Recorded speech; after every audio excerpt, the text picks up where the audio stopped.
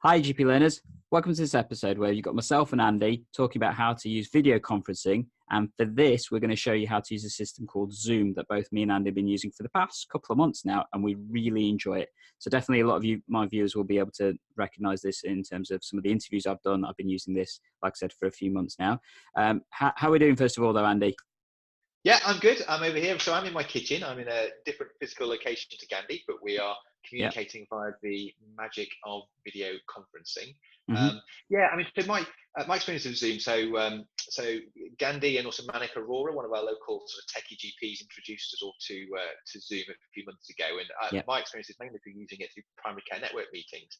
I think both Gandhi and I will agree. Since we've started working with primary care networks, we've had a lot more meetings that we've needed to attend with a fair number of people, and it can be difficult to get everybody in the same place at the same time for a meeting. And we've been finding Zoom really, really, really helpful in addressing that problem. Definitely. So we kind of piloted this idea just before PCN's fully kicked off. So we were talking around about April, May time, I think it was. And the reason was, so we had people that were elected into positions to be the network directors from various different areas of Nottingham. And we kind of wanted a way of being able to meet. Unfortunately, we're all ridiculolously busy GPs that don't have a lot of spare time, and getting us all into a same room at the same time was pretty much impossible. So like you said, myself and Manik suggested trying this system as a way of providing video conferencing. It basically means people can dip in and dip out, as well as there's not the issue of physical translocating yourself to a location and the time you lose from doing that. So we actually quite often have these meetings in between lunchtimes, don't we, Andy? And it means that everyone can join in quickly and easily just by dialing in. Yeah, so it cuts out the travel time. People can dip in, dip out of the meeting, although obviously it's best if you stay for the whole meeting. And the other thing that's really useful as well is we've been uploading the video, because with Zoom you can record a video of the meeting. And we've been uploading the video to, we're using a private YouTube sort of uploading channel at the moment, so that people who weren't even sort of available at the time of the meeting can also participate in a way by watching the recording afterwards while doing their ironing or listening to the audio from the meeting while driving to and from work. And it's actually been a really good way of keeping those people in the loop who even can't be available at the time of the meeting, which is something completely new to me, but really, really useful. Definitely. And I think the main reason we found that as well is because although we have minutes and we have minute takers and we have that kind of thing that's available, the challenge with that is that you lose a lot of the context. Now, we could transcribe the minutes and the meeting kind of content. That's a lot to read through. Benefit of uploading it to something like a YouTube channel is that you can then put the playback settings a little bit faster. So myself, I tend to put it about 1.25 speed. So a 40-minute meeting becomes about just under half an hour or so, and that actually makes it a bit easier.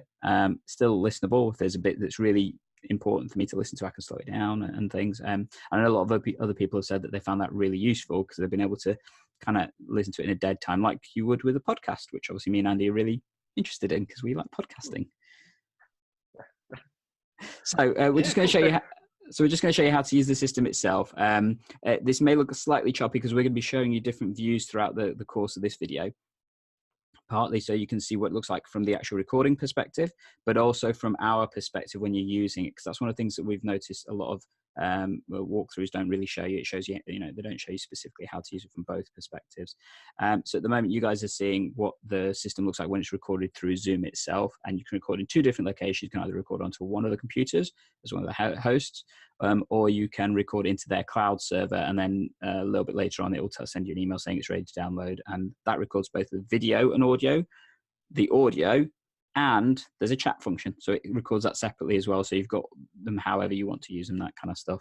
But effectively, so this is our screen at the moment, and there's various different settings you can do. So when you start up, that's normally the part that catches most people out, isn't it, Andy, in terms of logging on and getting into the system?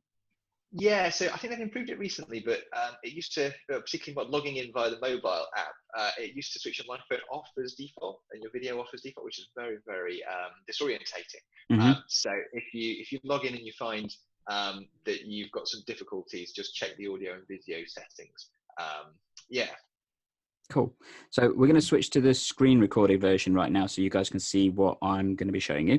So if we do that now, So effectively on this, you can see there's various different settings on the screen at the end. So it puts it on the bottom toolbar. You can minimize this to make it go to the top of the screen if you want to, but effectively the main things to look at when you sign in, it asks you to test your speaker and your headphone settings. Now, as you can see, I'm wearing headphones at the moment. Andy's got his little thing in his ear, and we would really recommend that you use headphones when using these kind of systems. When it's just two people, it's not too bad. There's not a big issue. But when you've got multiple people in the room, the problem is if everybody's got their normal microphones and not cutting back, you can get a little bit of feedback coming through, and then that can hamper the audio quality and cause issues with bandwidth and that kind of stuff. And you may get a lot more feedback or slowdown as a result of it. So using headphones cuts down on that quite significantly. The other benefit is it helps with interruptions because you may not hear them as much, which can be a good thing sometimes. But also, as Andy and I, as we've said, I particularly tend to do this in lunchtime when I may have other kind of things going on, and it just means I can focus on the meeting and avoid any interruptions, and works a bit easier, really. So the microphone settings is where you can look at both the input and the output. So you can select the microphone that you've got, whether that's the system one or whether it's a separate one. So I'm using my Blue Yeti that Andy and I use for recording our podcasts and stuff. And then the output, I've got it set for headphones, but I can change that to speakers or whichever kind of system I want. And there's a testing mechanism. And when you first sign in, that's what you get. So you guys can probably hear the ringtone, hopefully. So I'm going to say yes to that. And then ask you to speak. And hopefully you should be able to hear that playback and stuff. And then you click yes, and it checks, and then you're on. And that's it. You're on the system at that point. The other setting to look at is the video one. So both myself and Andy are using video function at the moment. You can switch that off easily just by tapping on the video icon. So there, my video feed's gone.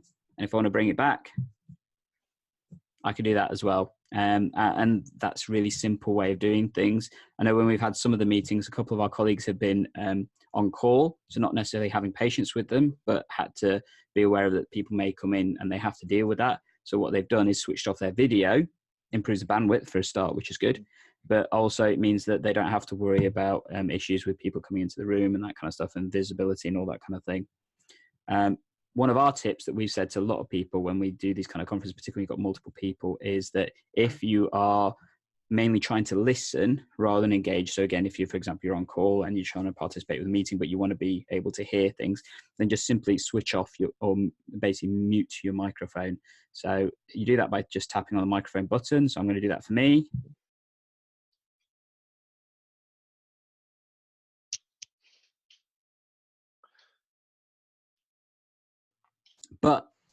And we're back now. But what some of you may have noticed on the screen that happened then, it pings up a little sign that says that because I'm trying to talk, but my microphone is muted, it's reminding me that it's muted and people can't hear me, which I think is really smart. So it actually tells you that what you're trying to say, you can't do. So it gives you that reminder just to switch the microphone back on if you've been, listening in and wanted to then make a point, but forgotten to switch the microphone back on. And definitely would recommend if you've got more than 3 people that you have a process whereby if you're trying to coordinate meetings, you ask people, whilst you're not talking, mute your microphone. It makes the audio quality a lot better and it makes the bandwidth issues a lot better and stuff. Any thoughts on those kind of settings, Andy? Yeah. So when we switch to my screen, I'll show you how to do all that as well. But yeah, you can mute within the mobile app. I agree with everything you're saying, Andy. Please continue. Fair enough.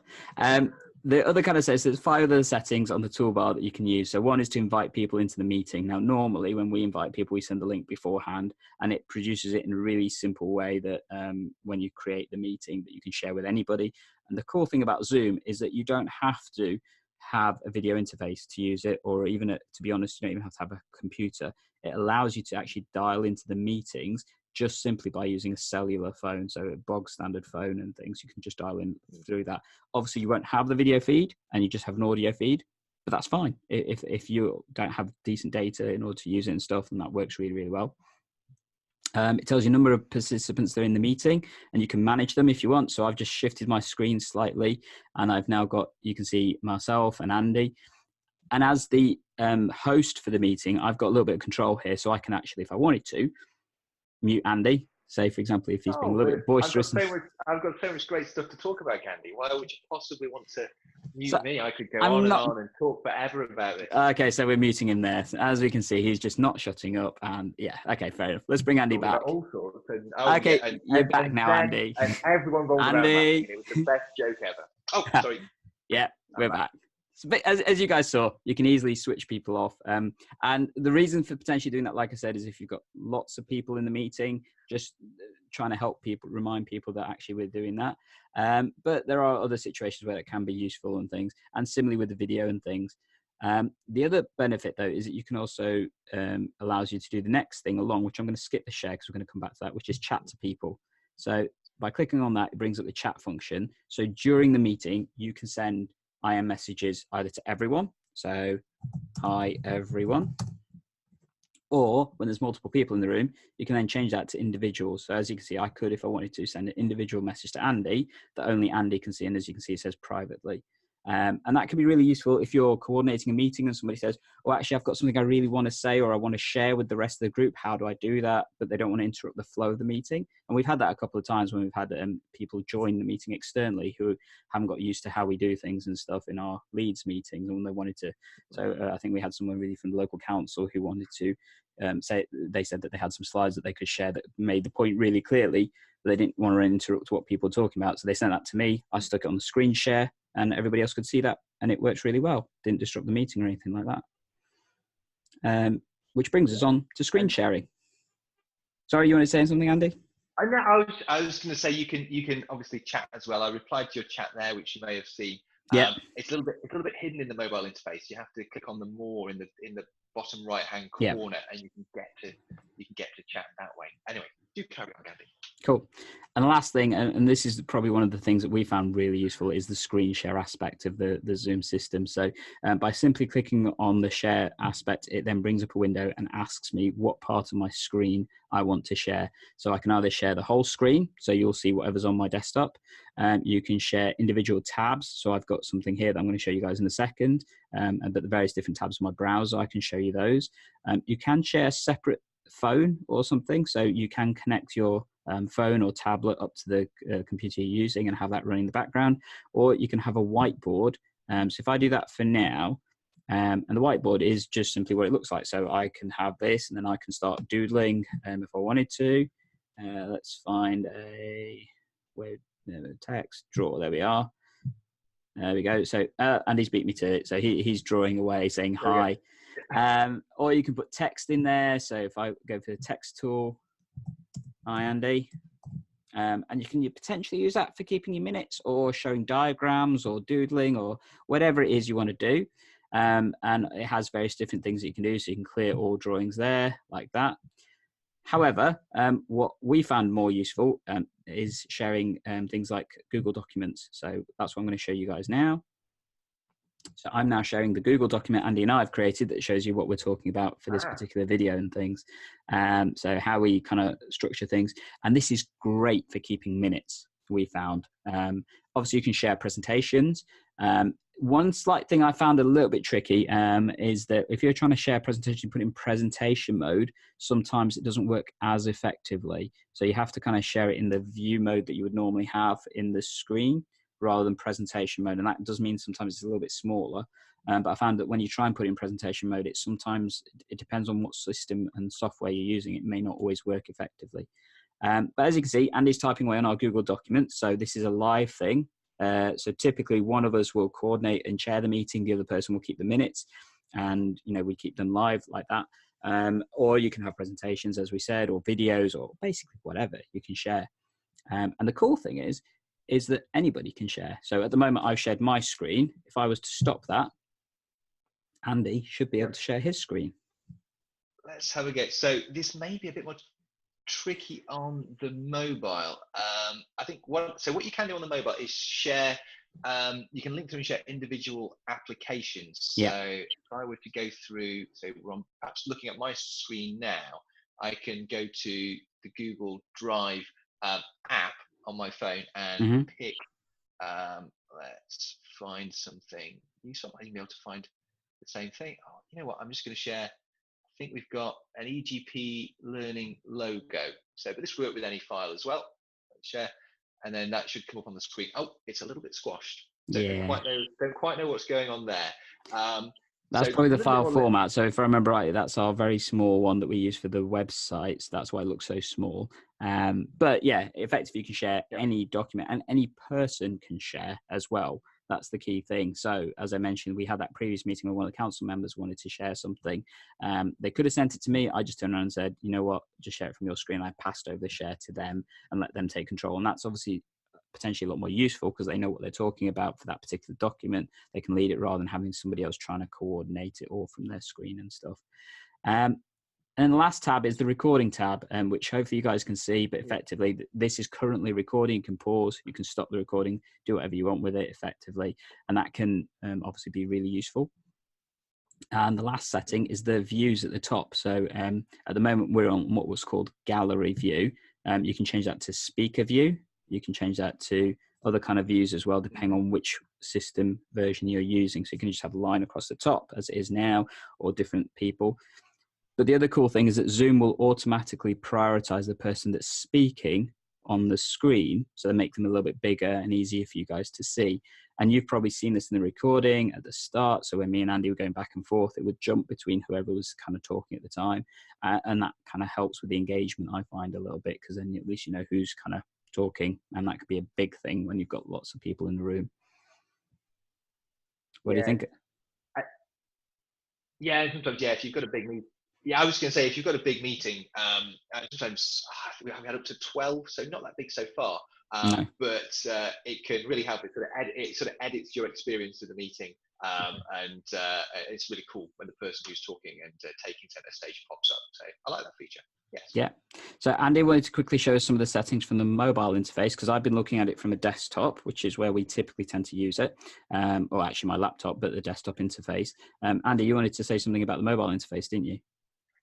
Yeah, because it is very different to the desktop interface that you've been seeing with Gandhi. So we're probably switching over to my recording now. And so this is the general screen that you see. So Gandhi is in the middle because he's the only other person on the call, and I'm in the bottom right-hand corner. When there are other people, they appear across the bottom, and the person who's speaking is prioritized and appears, which is really cool.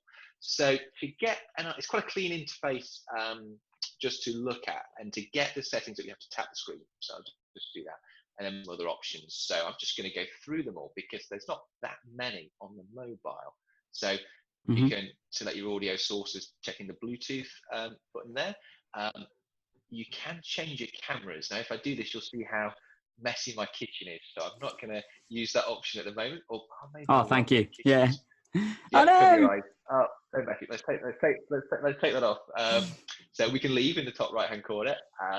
And then, like we were saying before, sometimes if you're not speaking, you know you're not going to be speaking for a little while, you can mute your microphone. So I'm going to. Oh no, Andy's gone, and that's because he's muted his microphone. And then I'm back. So mute the microphone. We can stop video, which I don't want to do right now, but we can do that. Then when we were talking about sharing things on the mobile phone, I think it's really good that they've actually included an option to do that. I can understand why it's more limited than the desktop version, but we can, these are all the things that we can share. We can go into, maybe that wasn't the one I wanted. Let's go back. So when I was talking about sharing Google Drive, for example, we select Google Drive, and then you've got the file structure of Google Drive, and you can go in and you can choose what to share and then share that live, which is great. We've got the participants button here. So you can see there's myself, there's Gandhi. We know that Gandhi is making a recording of this of this conversation, and that's indicated there, and whether people's microphones are active is indicated. And then the more button. So when I was talking about, how do you access sort of chat and other things? Well, there's a few things here in the more button. Virtual background. I've not tried this before. Let's put myself. Oh, look at that. It's a bit like your image. Wow. So, Andy, you magically transported yourself to San Francisco. Welcome from San Francisco. 12 points to the United Kingdom. So, right, let's get rid of that. But now where did I get to? I got to chat somehow. I can't remember how I got to chat. we'll try and share my screen from the bit where I got to chat. I think it popped up because Gandhi had initiated it, so it gave me an option. I'm going to leave this background on until the end of the recording. So yeah, Okay. and probably just give you a few tips actually from using it on a mobile, because there are a few additional considerations to take into account. So Mm-hmm. the one thing is power usage. So we've actually found it to be quite power hungry on a mobile phone, and it's probably just because it's doing a lot of processing, do a lot of work, and you're doing it maybe an hour or so. So Mm-hmm. it's perhaps understandable it eats through the power. So try and start with a full battery, or or at least a half full battery. So plan for that in the meeting. You don't want to drop off because you've run out. That's something that I've started carrying around for various reasons. Is just an additional power power block. So just something you can charge up, small, keep in your bag, and you can get a bit of an extra boost for the phone whenever you need it. This is an Anchor one, but there's all sorts of different ones available. The other thing is stability. So when I first started doing this, I would stack up a few textbooks and prop the phone up on the books, and that works, but it's not very elegant. Sometimes it slips over. It's a tripod, just a really small sort of gorilla tripod at the moment to hold the phone, and hopefully it's improving everyone else's experience of the video conference as well Mm-hmm. as mine. So that's worth doing. Also, I really like using these Bluetooth headsets. Actually, you can use the normal plug-in phones that come with your plug-in headphones that come with your mobile phone, but I really find carrying one of these Bluetooth headsets really, really useful. Quite like it that actually you can hear what else is going on in the environment. So if you're in your sort of clinic room and someone's knocking at the door or trying to get your attention, then you're actually still aware of what's going on, whilst it also keeping the conversation private for you. So I really like these, and I think they're quite easy to keep in the car or the bag as well. So yeah, so that's my tips. Any other considerations on mobile? No, I don't think so. I'll butt No. in if something enters my mind, Andy.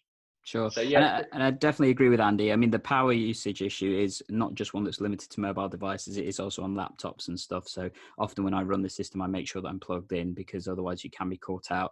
And it's just because it's using various different processes of the device at the same time, and therefore it just burns through the battery. Particularly one thing that we haven't mentioned that you must do when using these kind of systems, and that's use them in a decent Wi-Fi area. The bandwidth is a massive consideration when you're using web conferencing software.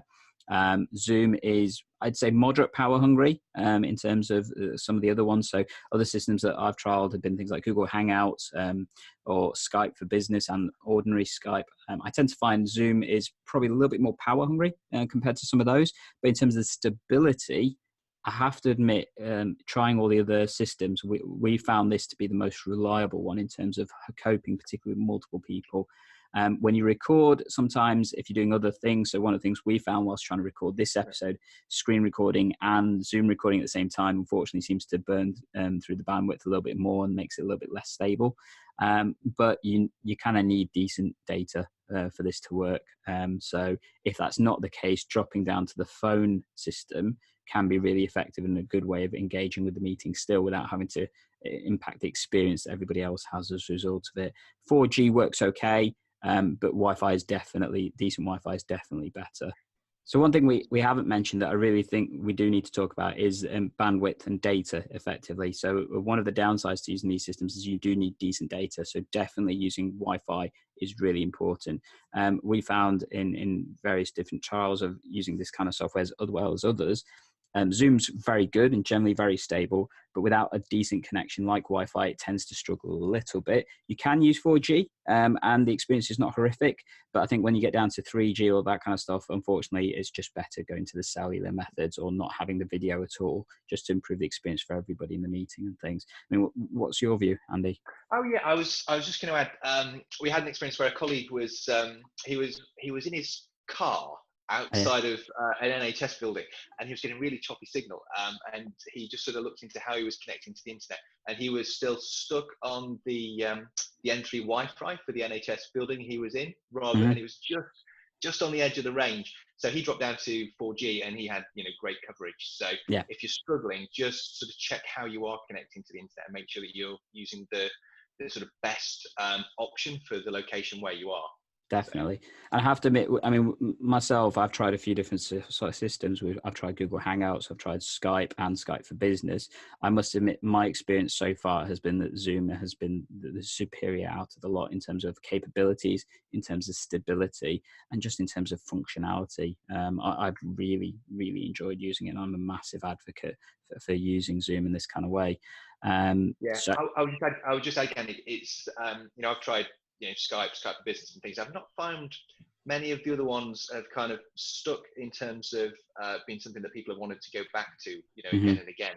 Zoom's the first time where I think I've experienced a group of people that are really enthusiastic about video conferencing and wanting to use it and go back to it and finding it really engaging. So I think the user experience just seems to be better on this platform at the moment. Definitely. And it's led to amazing productivity. So Andy and I mentioned that we've started really using this particularly for our PCN network leads across Nottingham City. And we feel that that's allowed us to be significantly more productive because it's meant we've not had to meet as many times face to face. So we've not had to worry about that. It's really easy to organize a meeting. It's simply just stick a date in a calendar and click send, and it sends it to all the people via a link that we've got on our WhatsApp group. And then logging in is normally not a problem. We start the meetings relatively on time, maybe 5 minutes or so a little bit late, just because people are getting from clinics and things. And then obviously we've got the output, which is the recording of the meetings. That has, and that as well has made it really helpful to those that haven't been able to attend the meetings to come to a decision about fairly meaty things at times, how we're spending public money. So from a productivity point of view, I think it's made a significant difference. And hopefully you guys have seen as well with the podcast that we've been doing. So our episodes that I've done recently in terms of the video consultations and that kind of stuff, and the appraisal kind of ones have all been recorded using this system. And it's just meant I can do it a lot easier, which is great. Fantastic. There is one consideration we haven't talked about, which is the security side of things. So IG and that kind of thing. Zoom is actually used for healthcare in America. Quite a few places do tend to use it as a healthcare delivery module as well for video consultations. And actually, we've recently heard of some places in the UK also doing this. Now, we've not looked fully into whether or not that's a capable system, but clearly if it's hitting those kind of criteria for patient data in terms of digital security, to be honest, for things like business meetings, that kind of stuff, it's going to be fine. And it is actually a very secure system. It's got the standard level of encryption that you would expect and that kind of thing, logins and all that kind of thing, and really easy to use. I mean, you can use things like your Google logins, your Microsoft logins, that kind of stuff to register and that kind of stuff, so making it really easy to use. And the system itself is just simple, which is great, really. Yeah, really, really good. They've done a really good job of making a great product. Which we don't play that often actually, but just I've had a really fantastic experience with Zoom so far. Yeah, so great, ringing endorsement. I guess just a quick thing to tell you about the costs. So Zoom does have a free aspect, and if you're just doing one-to-one consultations, dead easy, dead cheap. You don't have to worry about paying anything at all. If you are having multiple people, you're limited to 40 minutes for more than three or more people on the free plan. If you go over that, then you do have to subscribe. And actually, I've found this system so good that I do actually subscribe to the kind of the medium tariff kind of thing, just because it's facilitated our meetings. It's meant that we can do things, and for the podcasting, like I said, it means I can get multiple people on the group, and I don't have to worry about it timing out and that kind of stuff. It also allows, as we mentioned, the recording and a lot of the administrative controls in terms of stuff and allocating time slots and all that kind of thing. And it integrates with all my other kind of platforms as well, like Google and that kind of stuff, really easily and effectively. So I found it really good, and so much so that I'm personally a big advocate for it. So if any of you did want to sign up and things, there is an affiliate link in the show notes and stuff that you guys can use.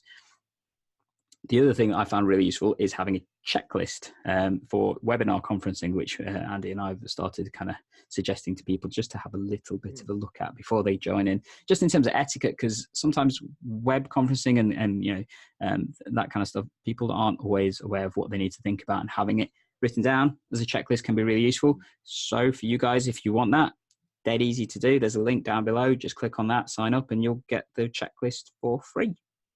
Yeah, I would say it's a fantastic checklist that Gandhi's put together, and it's really great if you're, particularly if you're operating in an organisation or a group of people, just making sure that everybody is doing the same thing in terms of being prepared before the meeting, getting their, get everything set up, getting the right equipment in place, and behaving in the sort of right way within the meeting to make sure the meeting is productive. Fantastic. One side of A4, great checklist. Cool. So as I said, if you guys are interested in that, just have a look in the show notes. The links will be there, how to get it and stuff, and you will get it easily and effectively without any problems. I guess any last points you want to chuck in there, Andy? No, I was gonna ask you, Gandhi. So this is the present of video conferencing. I'm springing this on you. Where's this going to go in the future? Like in 5 years' time, what is this going to look like? Do you think, Gandhi?